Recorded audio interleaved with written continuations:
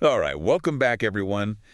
Today we're going to be diving deep into Mel Robbins' let them theory. Ooh, interesting. You probably know her, right, from the 5-second rule. Yes. This time she's tackling relationships, and let me tell you, she does not hold back. We've got her book ready to unpack, so Yeah. get ready for some surprising and honestly some seriously useful insights. Well, and she goes way beyond just sort of this idea of letting go. It's like she really gets into the why we try to control people in the first place. And then she gives us this really powerful framework for reclaiming our energy and just building healthier connections with everybody in our lives. It's true, and it all starts with this really relatable story Mm. about her son's high school prom. Oh, I love prom story. Let's picture this right. Pouring rain, no umbrellas. Mm. And a bunch of teenagers decide, you know what? A tiny taco joint is the perfect pre-prom dinner spot. Oh, no. So naturally, the parents are freaking out, scrambling for those last-minute reservations at those fancy restaurants. Oh, yeah, yeah. But what Robbins realized in that moment, like trying to control a situation that was already unfolding, it's a recipe for stress. Oh, yeah. Big time. And probably a pretty disappointing prom night for everyone involved. Right. It's like you just got to let it go. And that's the light bulb moment where this whole let them theory is born. It's like it's a two-part equation. You let them do their thing, especially when it's something, you have absolutely no control over, like other people's choices or opinions. Right. And then you let me focus on what I can control. My own actions, my reactions, my well-being. Yes. Yes. She even uses this, I don't know if you've heard this before, this brilliant seesaw analogy. I love a good analogy. Every time you try to control someone else, it's like you're handing them your side of the seesaw and you're just sinking down. They're going down. Yeah. But when you say let them, you're basically hopping back on your own side. You're reclaiming your power and you're rising up. Yeah, you're taking back your power, for sure. It's such a vivid visual. I can practically feel myself getting lighter just thinking about it. I know. Me too. So instead of spinning our wheels, trying to force things to go our way, let them, is about shifting that energy to the things we actually have a say in, like our own choices and our own responses. Exactly. That's so key. It is. And she tackles, all sorts of situations where we tend to feel stuck. Everything from just those everyday little annoyances, to like bigger relationship challenges. Think about those little things that just drive you crazy, like waiting in a long line or getting stuck behind a slow driver. Ugh, tell me about it. Literally just this morning, I was stuck in traffic. And I just felt that frustration just creeping in. So how does let them help with that? Well, so Robbins would say let them, it's kind of like a mental reset button. It's like you can't control the traffic, you can't control the slow driver, but you can choose how you react. So instead of letting those little things hijack your mood, you acknowledge them, you say let them, even if it's just like under your breath, right? Yeah. And then you shift your focus to something you can control. Maybe you put on your favorite podcast, you take some deep breaths, or maybe you just enjoy the scenery. Oh, that's good. I love that. It's like you're consciously choosing not to let those little things steal your peace. It actually reminds me of a time I was on a plane. Yeah. And, I was next to someone who would not stop coughing. Ugh, I hate that. And I was getting so annoyed, but then I remembered, let them. Yeah. And it was like, I can't stop the coughing, but I can choose to put on my noise-canceling headphones and focus on my book. Right. Exactly. And it made a huge difference in how I experienced that flight. Yeah. It's all about realizing, our power lies in our responses. Yeah. Not in trying to force the world to bend to our will. Right. But let them isn't just for those little annoyances. It also applies to those bigger challenges, like feeling undervalued at work or dealing with a toxic boss. Ooh, those are tough ones. I've definitely been in situations where I felt stuck and didn't know how to move forward. So what does Robbins have to say about those scenarios? Well, her advice is pretty bold. She actually encourages you to let them string you along while you focus on finding a better opportunity. Really? Yeah. So I'm just supposed to sit there and take it? Not exactly. It's more about recognizing, you can't force your boss to suddenly value your contributions or, give you that promotion that you deserve. Yeah. But what you can control is your job search. You can polish up your resume, you can network, you can start looking for a job that truly aligns with your worth. Oh, so let them think they're calling the shots while I'm secretly taking back my power and creating my own exit strategy. Exactly. I love that. It's about being strategic and recognizing sometimes the best way to create change is to detach from the drama and focus on what you can control. And you know what, Robbins, she even applied this principle in her own career. Like, she struggled for years to try to monetize her speaking career, but, fear of judgment held her back from using social media. It Really? wasn't until she let go of that fear and Yeah. started using social media authentically that, like, her career really took off. That's such an inspiring example of how let them can help us overcome our own limiting beliefs and take those bold steps towards what we truly want. And you know what? It makes you realize that sometimes what's holding us back isn't the situation itself, but our own fear or hesitation. Totally. That's exactly it. Yeah. And speaking of challenging relationships, she doesn't shy away from the often complicated dynamics of, family. Oh, that's a big one. It's those expectations and judgments and the potential for just hurt feelings that can make those relationships, feel like a minefield. Right. And she even shares a pretty personal story about her own mother. She initially disapproved of her choice of husband simply because he was from the East Coast. Oh, my gosh. And I'm sure a lot of people can relate to that feeling of not having their family's full support. So how does let them help in situations like that? Well, one of the key concepts she introduces here is what she calls frame of reference. Okay. And it's about understanding where someone else is coming from, even if you completely disagree with their opinion. So trying to see things from their perspective, even if it seems totally illogical to me. Yeah, exactly. In the case of Robin's mom, she was worried about losing her daughter to a life far away. Oh. It wasn't about judgment. It was about fear and grief. I see. 30 years later, she came to understand her mom's perspective, and their relationship deepened because of it. It makes you realize that sometimes people's actions are coming from a place we don't fully understand. Yeah. And let them can help us create space for that, even if we don't agree with their choices. Yeah. It's about accepting that we can't change other people's minds or force them to see things our way, but we can choose to approach those conversations with curiosity and empathy, even if the opinions themselves, don't change. Right. Sometimes that shift in understanding can make all the difference. Yeah. It's a powerful reminder that we can hold space for different perspectives. Yeah. Without having to compromise our own values or beliefs. Exactly. But families aren't the only ones prone to drama. Sometimes it's the grown-ups in our lives who seem to have the biggest emotional outbursts. Right. She dedicates an entire chapter to what she calls adult tantrums. And you'd be surprised how common they are. Think about those times, when someone's giving you the silent treatment, having an emotional meltdown, or just resorting to passive-aggressive behavior. All the time. Oh, we've all been there. Whether it's a coworker, a friend, or even, a romantic partner, those adult tantrums can be so incredibly frustrating to deal with. Oh, yeah, for sure. So how does let them help us navigate those situations? Well, she explains that, these behaviors, they often stem from an inability to process emotions in a healthy way. It's like they're 8-year-olds trapped in adult bodies. Yeah. I've met a few of those. Haven't we all? But the beauty of let them is that it helps you detach from that emotional roller coaster. Right. So instead of getting sucked into the drama, you can just recognize that, their behavior is about them. It's not about you. Yeah. You give them space to have their tantrum, and you focus on maintaining your own sense of calm and composure. It's like refusing to let their emotional baggage become your own. Exactly. And she even brings in, some science to back this up. Did you know? Emotions are basically bursts of chemicals that dissipate within 90 seconds if you don't engage with them. Is that right? So if you can just ride out that initial wave of emotion without reacting, it loses its power over you. That's fascinating. It makes you realize that we have a lot more control over our emotional responses than we might think. It's like having this secret weapon against those adult tantrums. It is. It's a game changer, for sure. Yeah. But, sometimes the hardest battles we face are the ones within ourselves. Those pesky feelings of insecurity and Oh, comparison. I think we've all been there.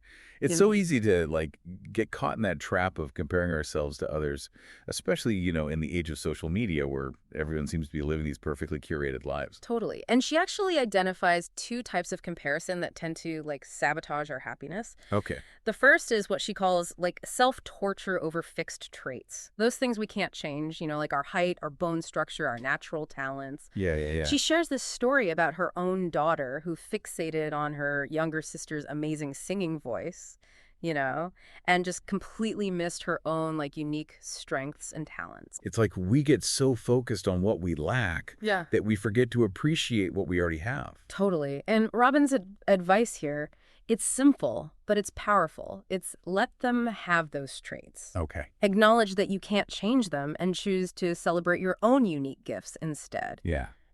It's about shifting from a mindset of I'm not enough to like I am enough exactly as I am. That's such an important message. But what about those comparisons that are more about, achievements? Like when we see someone else succeeding in their career or their relationships and we're still struggling to figure things out. Oh, yes. The green-eyed monster of jealousy. Yes. She calls this jealousy over achievements, and it's something, we all experience at some point, but instead of letting it spiral into self-doubt and despair, she's just this, like, brilliant reframing technique. Okay. I'm all ears. How do we turn jealousy into something positive? Well, instead of viewing someone else's success as a threat, she encourages us to see it as a teacher. So ask yourself, what can I learn from this person's journey? What's the formula for success in this area? What steps can I take to create similar results in my own life? She even shares a story about an interior designer who was like initially resentful of another designer's like overnight success on social media. But instead of letting that resentment fester, she used it as fuel to overcome her own fear and build her own online presence. Oh, I love that. It's like turning comparison into inspiration. Yeah. And using it as a springboard for our own growth. Exactly. That's the power of let them. It's like shifting our perspective and reclaiming our power, even in the face of challenging emotions or difficult situations. Yeah. But, sometimes the most painful comparisons we face are the ones that involve, our friendships, especially as we navigate like this ever-shifting landscape of adulthood. Totally. It can be tough to maintain those close connections as we get older, especially when life throws us curveballs like moves, career changes, and just evolving priorities. Yeah, she calls this the great scattering. And she points out like 3 key pillars of friendship that often shift as we enter adulthood. Okay. And they are proximity, timing, and energy. Okay. So proximity, that makes sense. It's definitely harder to stay close when you're not physically near each other. Right. And timing, too, can make a big difference. Like if one friend is getting married while the other is focused on building their career, it's, natural for their connection to evolve. Yeah, absolutely. But what about energy? What does she mean by energy? Well, energy is about, whether your personalities and values are still aligned. Like maybe you were best friends in college, But as you've grown, you've realized you have different priorities or interests. These shifts can be subtle, but they can have a significant impact on how much you, enjoy spending time together. It's almost like you're growing in different directions. Yeah. And it creates this natural drift. Yeah, exactly. And she emphasizes, the importance of letting go of expectations and embracing the fluidity of, adult friendships. Even sharing a personal story about, a time when she felt excluded from, a close friend group and recognized, her own negative energy played a role in that dynamic. So sometimes we're the ones creating the distance without even realizing it. Yeah, it happens. That's a tough pill to swallow. Yeah. But it also makes you realize, we have a choice in how we respond to those shifts in our friendships. Totally. So instead of clinging to friendships that no longer feel fulfilling or trying to force connections that have naturally run their course, Yeah. we can choose to let them drift and focus our energy on cultivating new relationships that bring us joy and support. Exactly. So it's about being mindful of the energy we're putting out there and being open to new connections, even if it means, letting go of some of the old ones. Exactly. And let them isn't just about releasing those friendships that no longer serve us, but it's also about creating space for new, more meaningful connections to emerge. That's a great segue into the next part of our deep dive, where we explore Robin's advice for building friendships as adults and her practical tips for creating those lasting, fulfilling connections. I'm excited to hear that. Yeah, me too. Should be good. I think it's going to be really helpful for a lot of people. Yeah. All right, so stay tuned. So we talked about letting go of those friendships that maybe no longer serve us. Right. But what about building new ones? Mm-hmm. I mean, making friends as an adult, that can feel like a whole different ballgame. It definitely can be, yeah. But Robbins doesn't leave us hanging. Okay, good. She dedicates a whole chapter to what she calls the let me era. Okay. Which is all about, stepping into our authentic selves and creating the lives we truly desire. Right. And that includes our social lives. I love the sound of that. Yeah. Okay. But it can be hard to know where to even begin. Yeah. Like, I'm all for letting go of control and embracing those new connections, but what do I actually do to make that happen? Well, one of Robin's most practical tips is to start by kind of shining a light on where you're already giving your power away. Okay. So what are you constantly complaining about? Which situations consistently drain your energy? And are there people in your life who, leave you feeling resentful or depleted? It's like taking inventory of those energy vampires. Yes. Both the situations and the people. Exactly. Once you know it's dragged you down, then you can start making different choices. Right? Exactly. Maybe it's like setting a boundary with that friend who's always negative, or having a difficult conversation with your partner about your needs, or maybe it's like finally committing to that creative project you've been putting off because you're afraid of what others will think. It's about making choices that align with your values and priorities, even if they're, a little scary or uncomfortable at first. That makes sense, but I think a lot of people, they might worry, that focusing on let me sounds a bit, selfish. Like, shouldn't we be putting others first? It's not about, becoming self-centered. Right. Robbins is really clear about that. Yeah. It's more about recognizing that we can't pour from an empty cup. Right. We have to take care of ourselves first. Yeah, okay. So we have the energy and capacity to show up fully for others. It's like that classic oxygen mask analogy, right? Yes. You have to put on your own mask first before you can assist anyone else. Exactly. If you're running on fumes, you're not much help to anyone. And she points out that when we prioritize our own well-being, it actually creates this ripple effect in every area of our lives. Our relationships become healthier, we're more productive and creative, right? And we simply feel better overall. Yeah. It's a win-win for everyone involved. So let them isn't just about, letting go, but it's about creating space for something better to come in, both in our own lives and in our relationships. I love that. And she uses a really beautiful analogy to explain this. Oh. She talks about how we often try to control the sky, wanting to wish away the clouds and make it sunny all the time. Right. But the sky, it doesn't really care what we want. Yeah. It's just going to do its thing regardless of our, wishes or complaints. That's such a great image. Yeah. It's like we're constantly fighting against the natural flow of life. Right. Trying to force things to fit our limited perspective. Exactly. And she points out, the sky's beauty isn't diminished by the presence of clouds or storms. Right. In fact, it's that variety, that unpredictability that makes it so magnificent. Yeah. The storms make us appreciate the calm, the clouds make the sunshine feel even brighter, and the same is true in our lives. It's about embracing the full spectrum of the human experience, Yeah. The good, the bad, and everything in between. Yes. And realizing that it's all part of what makes life so rich and meaningful. That's so beautifully put, and it leads perfectly into one of my favorite parts of the book. Okay. She asks us to consider, all that energy that we waste on resisting reality, wishing the lines would move faster, obsessing over whether someone texted us back, wishing our boss would finally recognize our worth, wanting more friends, wanting people to like us, wanting our family to support our career change. Oh my gosh, it's like she's reading my mind. I'm definitely guilty of all of it. We all are, but here's the kicker. She asks, what if we took all that energy, all those thoughts and feelings, and redirected them towards something that truly matters to us? Where would we be? Who would we be? What would we have achieved? Wow, that is a powerful question. It It is. makes you realize how much energy we leak into those things we can't control. So much. It's like we're constantly giving away our power, you know? Yeah. One anxious thought, one frustrated sigh, one resentful glare at a time. So how do we start plugging those leaks and reclaiming that energy? Well, she encourages us to get really honest with ourselves. You Right. know, we all have excuses for why other people seem to have it easier. Right. Maybe they were born into money. Maybe they're more attractive. Maybe they've just had better luck.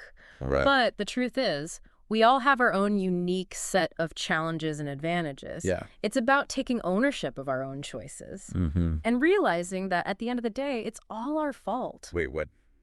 All our fault. That sounds a bit harsh. I know. It might sound jarring at first, but she's not saying it to make us feel bad. Okay. She's saying it to empower us. Because if it's all our fault, then it means we have the power to change it. Okay, yeah, I can see how that flips the script. Right. Instead of feeling like a victim of our circumstances, it's about recognizing that we have more agency than we might realize. Yes. We're not powerless, we have choices. Exactly. And she reminds us we've wasted enough time, being consumed with other people, their Yeah. feelings, their thoughts, their actions. Yeah, It's time to take back our power and start living lives that make us proud. right. It's time to stop trying to control the weather and start figuring out how to dance in the rain. I love that. Yeah. So how do we start dancing in the rain, so to speak? Mm-hmm. What are like some practical steps we can take to shift from let them to let me? Well, she suggests starting by becoming aware of those moments when you're giving away your power.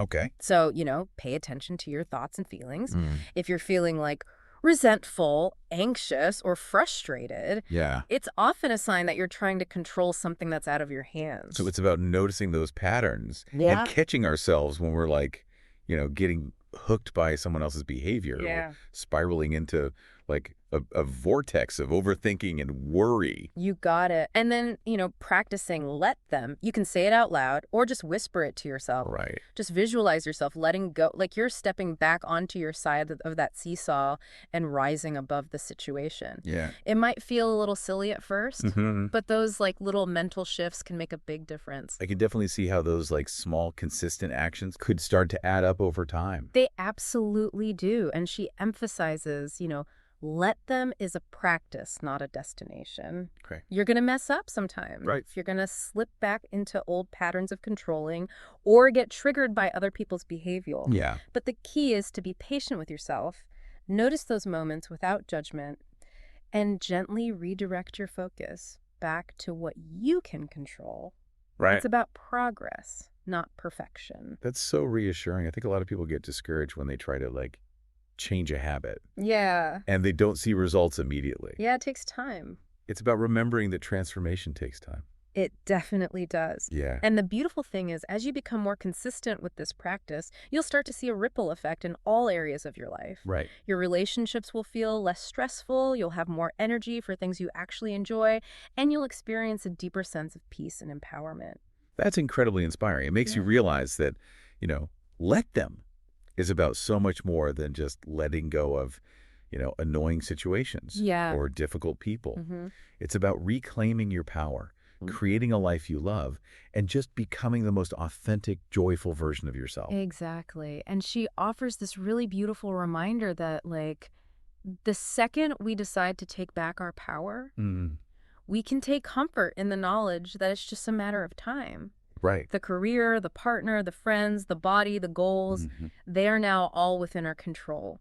Not in a controlling way, but in a way that says, I'm choosing to focus on what I can influence and letting go of the rest. That's such a powerful statement. It makes you realize that let them it's ultimately about trust. Yes. Trusting ourselves, trusting the process, and trusting that when we focus on what we can control, the rest will fall into place. Beautifully said. And she actually concludes this section of the book with this really inspiring invitation. She says, "Now that we're here, I am so incredibly excited to personally welcome you to your Let Me era." I love that. It's like a collective invitation to, to step into our power. Yes. Embrace our authenticity. Yes. And start creating lives that truly light us up. Yes. A let me revolution. I'm so here for that. And, she doesn't just drop these empowering concepts on us and then leave us to figure it out on our own. Right. She actually gets pretty specific about how to apply Let Them to different areas of our lives, like dealing with challenging people and navigating difficult conversations. That's what I call helpful. I think a lot of us struggle with those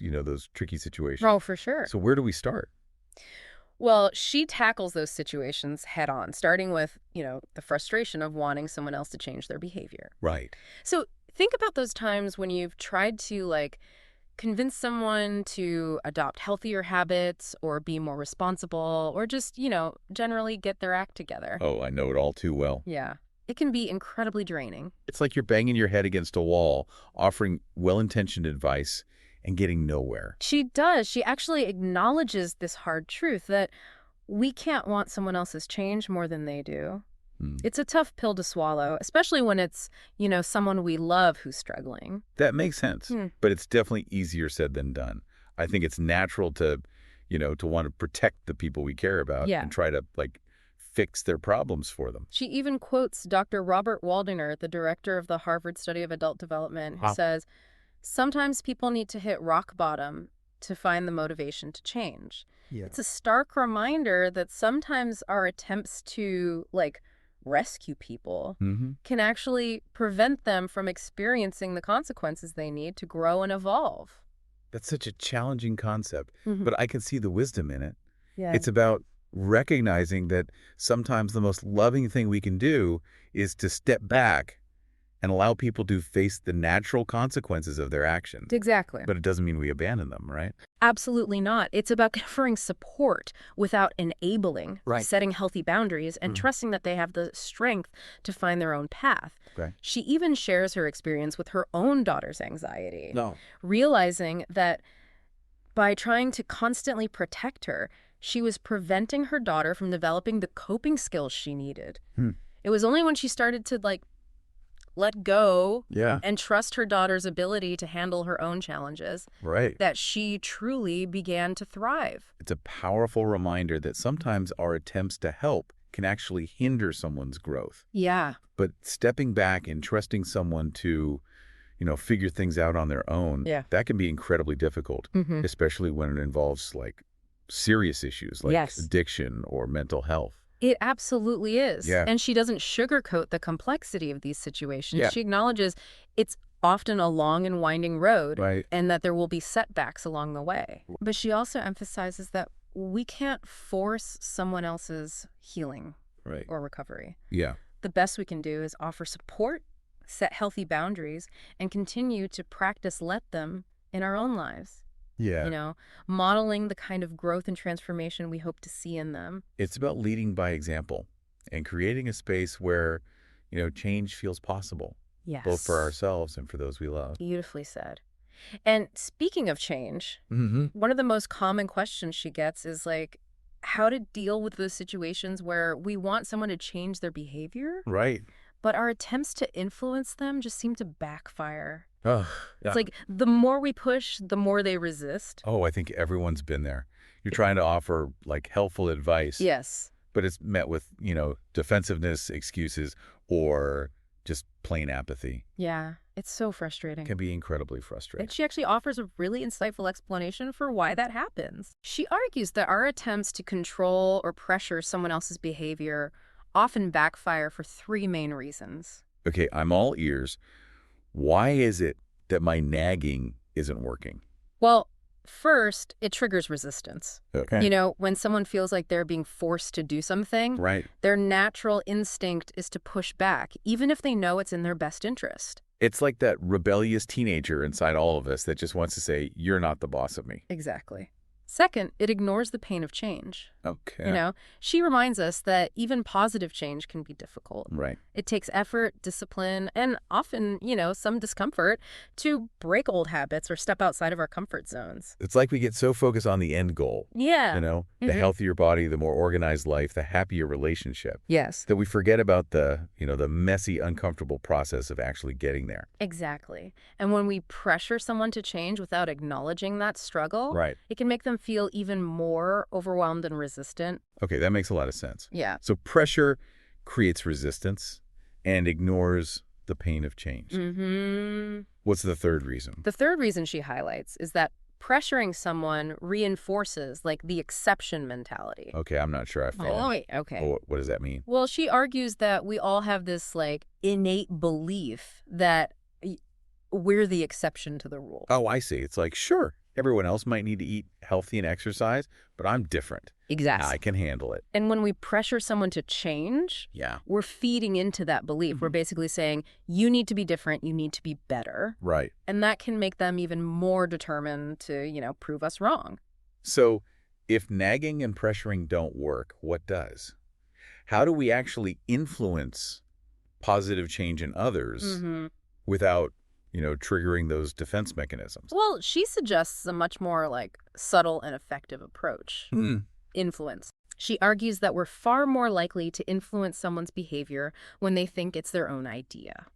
Oh, okay. That sounds a little manipulative. Are we talking about, like, reverse psychology here? Not exactly. It's not about, tricking people or using sneaky tactics. Yeah. It's about creating the conditions for change. Rather than trying to force it. So how do we actually do that? Well, she offers several techniques, but one of the most powerful is, like, modeling the behavior we want to see. Okay. So, for example, if you want your partner to start exercising, Right. you can start your own fitness routine and share your positive experiences with them. Or if you want your friend to be more punctual, you can make a conscious effort to be on time yourself. So it's like we're subtly planting the seeds of change through our own actions. Exactly. And she points to, like, research that shows how contagious behavior can be. Like, when we consistently engage in positive habits, it can subconsciously influence the people around us to do the same. She even mentions this study where simply placing a bowl of fruit on a coworker's desk increased the likelihood that others in the office would eat more fruit. That's fascinating. So sometimes the best way to change someone else is to start by changing ourselves. Exactly. What other techniques does she recommend? Well, she outlines this really helpful tool she calls the ABC loop. Which stands for apologize, ask, back off, celebrate, and change. Okay, there's a lot packed into that acronym. Can you break it down for us? Absolutely. The first step, apologize. It's about acknowledging that, like, our past attempts to control the situation may have been counterproductive. Right. It's about admitting that maybe our nagging or criticism hasn't been helpful and that we're willing to try a different approach. So it's like saying, hey, I realize I've been a bit of a pain about this. Yeah. I'm sorry for that. Let's try something new. Exactly. And then you move to ask. Okay. This involves asking open-ended questions to truly understand the other person's perspective. So instead of saying, why aren't you exercising? Right. You might ask, what are your thoughts about exercise? Yeah. What are some of the challenges you're facing? What are your goals? It's about shifting from, like, judgment to curiosity. Yes. And creating a space where they feel safe to share their honest thoughts and feelings. Precisely. The key here is to listen without judgment and resist the urge to offer, like, unsolicited advice. Right. Just listen, empathize, and try to understand where they're coming from, and then you back off. This is where you resist the urge to control or offer solutions and give the other person space to process their own thoughts and feelings. It's like, we're creating this safe container for them to explore their own motivations for change without feeling pressured or judged. You got it. And then when you see them taking steps in the right direction, you celebrate, acknowledge their efforts, offer genuine encouragement, and reinforce those positive changes. It's about being their cheerleader, not their drill sergeant. Exactly. And finally, you continue to change yourself. Right. You keep modeling the behavior you want to see, and you create an environment that supports their growth. I love how this framework, combines compassion, understanding, and strategic influence. Yeah. It feels so much more empowering than, like, trying to force someone to change. It absolutely is. And she emphasizes that this approach is, like, especially important when we're dealing with someone who's, struggling with a more serious challenge. Right. Like addiction or mental health issues. Yeah. It requires an even greater level of patience, compassion, and trust.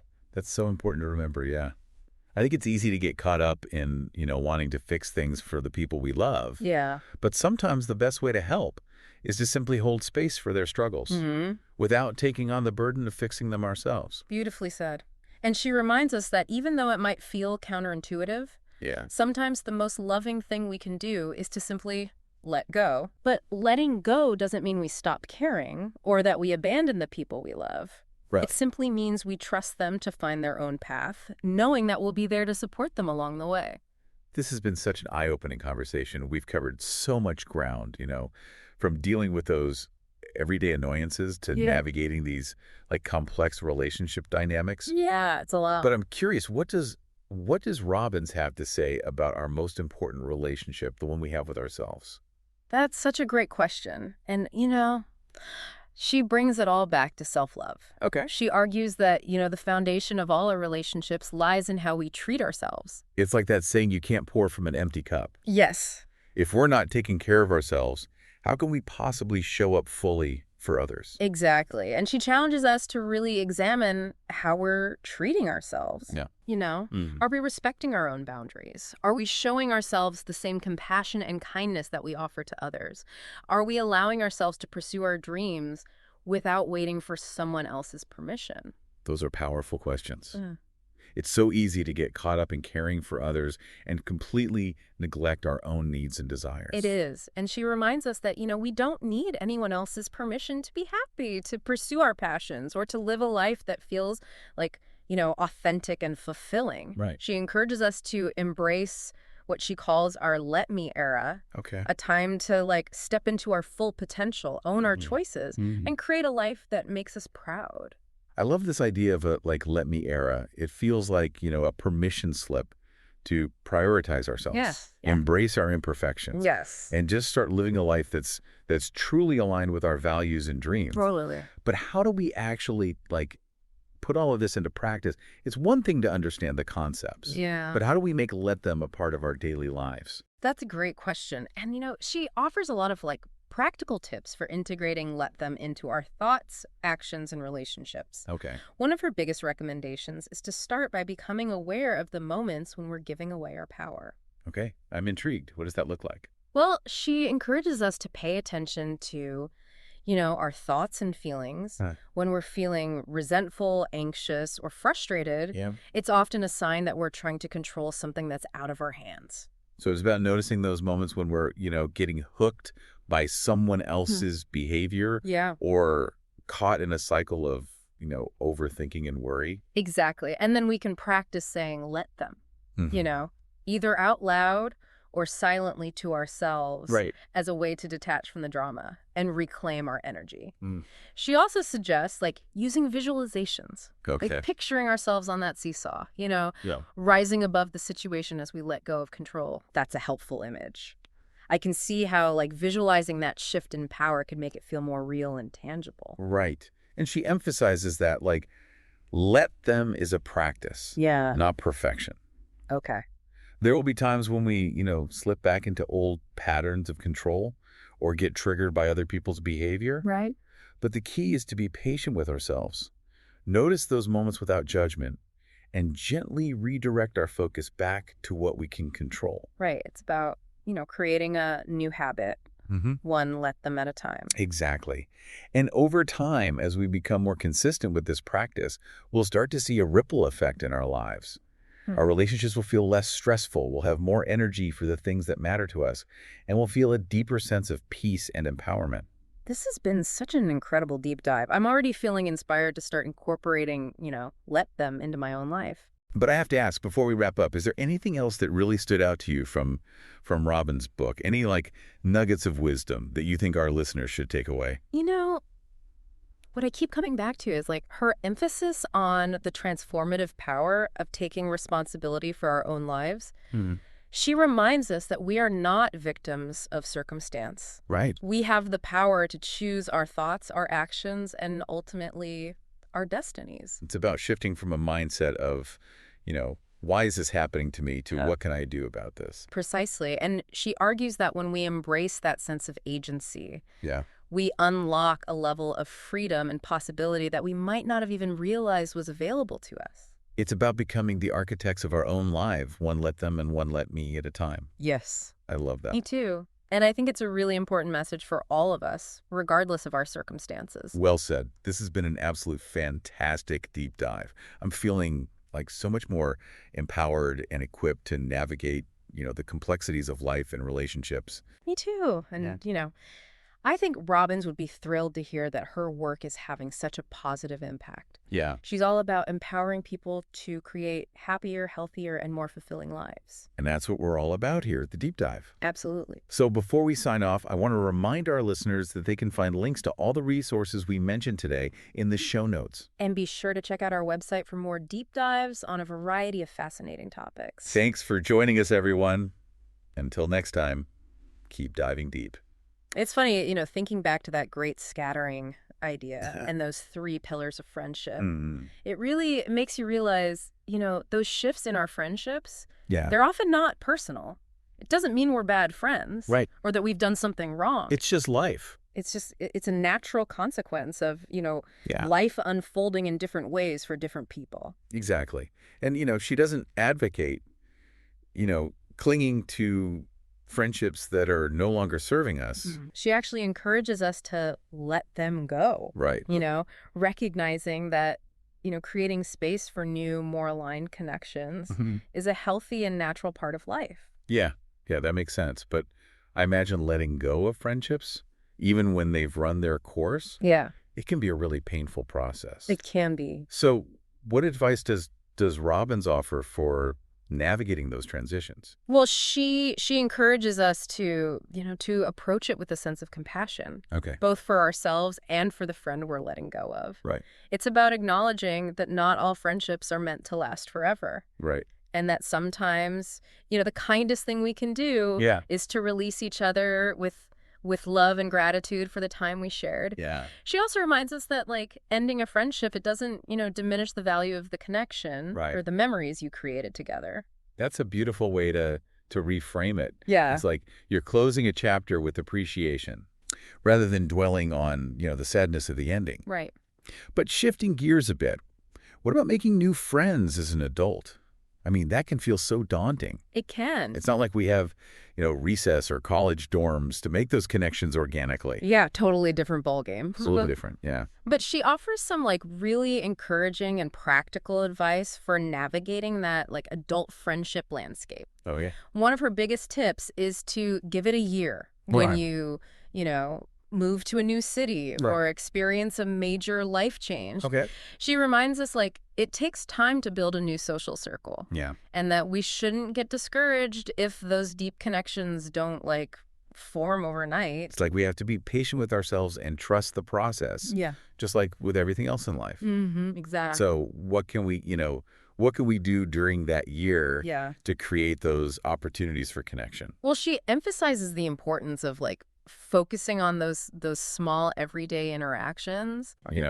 Striking up conversations with, the barista at your favorite coffee shop, chatting with the person next to you at the gym. Yeah. Or simply, saying hello to your neighbors. It's about being open to those, unexpected moments of connection, even if they seem, insignificant at the time. Exactly. Yeah. She also reminds us that we don't have to be best friends with everyone we meet. Right. It's okay to have, a variety of friends who fulfill different roles in our lives. It's like building a diverse social ecosystem, Right. with friends who are, great for different activities, different emotional needs, and just different seasons of life. Some friends we might go to concerts with, others we might call when we need, a shoulder to cry on. Others might challenge us intellectually and help us grow.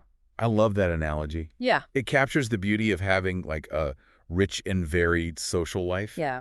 And, she also talks about the importance of creating what she calls social scaffolding. Social scaffolding. Okay, that's a new one. Tell me more.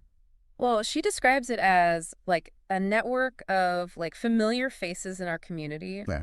Those people we see regularly and have brief but friendly interactions with. Maybe it's, the cashier at the grocery store, the librarian who always recommends great books. Yeah. Or the dog walker you see every morning in the park. It's like creating a sense of belonging in our neighborhoods and communities, even if, those relationships aren't super deep or intimate. Exactly. It's about feeling seen and acknowledged even in those small fleeting moments. Yeah. And she encourages us to be the ones to go first in those interactions, to be the ones who initiate conversations, offer a kind word, or extend an invitation.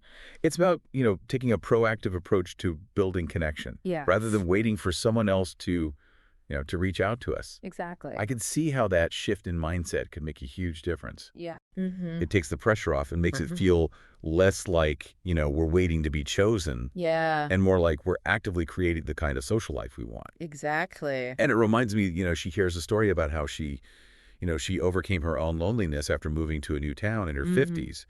And she realized she'd spent a whole year feeling like, isolated and disconnected. Yeah. Because she hadn't made any effort to reach out and connect with people. Yeah. So she started, making a conscious effort to say hello to the people she encountered in her daily life. Yeah.